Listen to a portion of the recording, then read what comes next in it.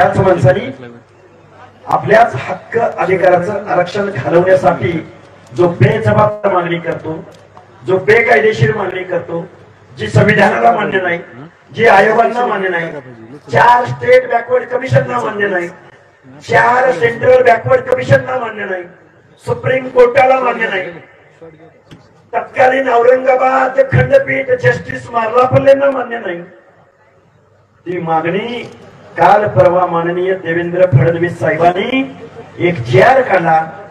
त्या JR मध्ये 3 पानाचा JR. आता ऐका, मला काय लय बोलता येतं, लय कोणाकोणावर टीका करता येते, पण महाराष्ट्र आपल्याला बघतोय.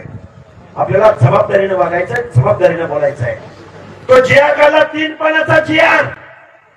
2 पानं प्रस्तावनेमध्ये गेली, 2 पानं प्रस्तावनेमध्ये गेली आणि मग हळूच शेवटी 4 वळीचा JR काढला. खबा खबा खबा. त्या JR मध्ये ऐका, माननीय देवेंद्र फडणवीस साहेब, ऐका ऐका ऐका 2 मिनिटं. आम्ही तुम्हाला मतदान दिलं, तुमच्याकडे बघून दिलं. आम्ही काही पंडितकडे आणि